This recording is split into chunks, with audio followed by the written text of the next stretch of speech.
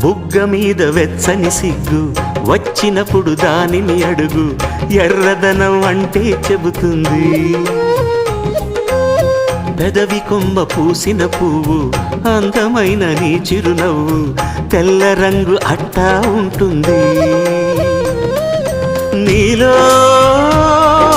నిలువున పులకలు రేగిన వేళ నువ్వే పచ్చని పైరువు అవుతావమ్మా.